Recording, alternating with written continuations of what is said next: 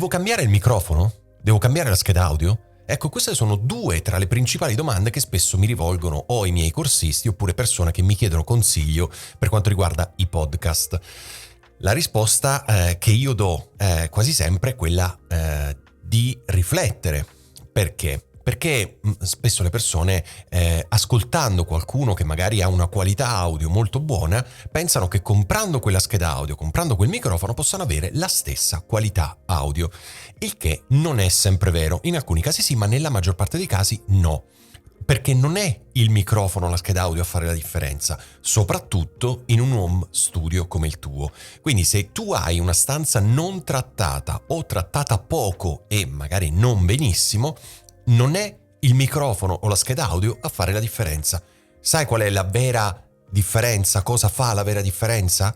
L'ambiente trattato acusticamente. Questo è il vero segreto, se vogliamo dirne uno, che fa la differenza. Certo, se hai un microfono USB, quindi pagato anche poco, non hai scheda audio o altro, sicuramente la qualità che viene fuori dalle tue registrazioni non è sicuramente altissima. Quindi comprando un buon microfono a condensatore o dinamico che sia, potresti sicuramente ottenere un vantaggio, soprattutto magari acquistando anche una scheda audio.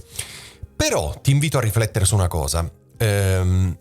Se tu avessi la possibilità di spendere anche 3.000 euro per comprare il famoso Neumann U87, quindi diciamo il microfono, quello con la M maiuscola, e lo usassi nella tua stanza che non ha un'insonorizzazione, quindi che non è trattato o che è trattata male, sai cosa otterresti? Un suono peggiore rispetto a un microfono di 300 euro. Perché? Perché l'U87, così come i microfoni di fascia molto molto alta, hanno una sensibilità enorme, per cui dentro la tua registrazione in una stanza non trattata ti ritroveresti la spazzatura. Ti ritroveresti tantissimi rumori, tantissime fastidiose sonorità che normalmente non avresti. Quindi non è tanto questione di spendere 3.000 euro per avere il miglior microfono, ammesso che lo sia, perché per tanti non è il miglior microfono l'U87, per alcuni sì, insomma dipende sempre. Ma un microfono del genere in un ambiente trattato, quindi in uno studio di registrazione, fa assolutamente la differenza il microfono, perché cambia il timbro, cambia il suono e dà un calore diverso. Ma nel tuo home studio non trattato, un microfono del genere funzionerà molto peggio rispetto a un microfono molto più economico. Quello che ti consiglio quindi è di restare entro un budget di 300-350 euro per il microfono e più o meno la stessa cifra per una scheda audio. Perché? Ho notato nel tempo, facendo diversi test con microfoni e schede audio, ma anche con amici e colleghi o anche guardando ore e ore e ore di video su YouTube, mi sono reso conto di una cosa, che in un home studio, in una stanza con un ambiente non trattato o trattato poco e magari non benissimo, un microfono che supera quella cifra non aggiunge nessun valore.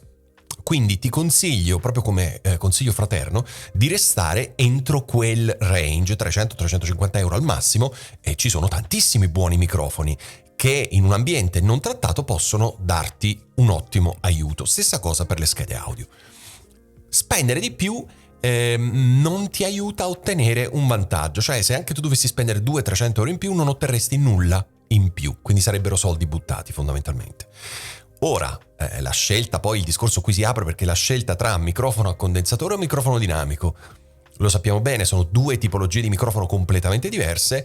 Il microfono a condensatore è un microfono molto più sensibile, abbraccia molte più frequenze, ma allo stesso tempo prende molti più rumori di fondo, per cui se il tuo ambiente non è trattato potrebbe non essere la scelta migliore. Il microfono dinamico invece sicuramente assorbe meno suoni, essendo meno sensibile, assorbe meno suoni provenienti dall'esterno, però ha una frequenza, diciamo, non abbraccia quello spettro sonoro come il microfono dinamico. Ha bisogno di più volume, quindi probabilmente dovresti comprare un fathead o un altro apparecchio del genere per dargli più gain. Insomma, non voglio entrare troppo nel dettaglio di questo specifico caso, magari ne parleremo un'altra volta, però il consiglio che mi sento di darti, un po' rispondendo anche alle varie domande che mi fanno, è questo. Per un utilizzo in home studio, in un ambiente non trattato o poco trattato, il mio consiglio di non superare 300-350 euro per il microfono e stessa cifra per la scheda audio. Come al solito ti saluto e prima di salutarti però ti chiedo di iscriverti al mio canale, cliccare sulla campanellina in modo da essere sempre aggiornato sui miei prossimi video. Grazie mille e alla prossima!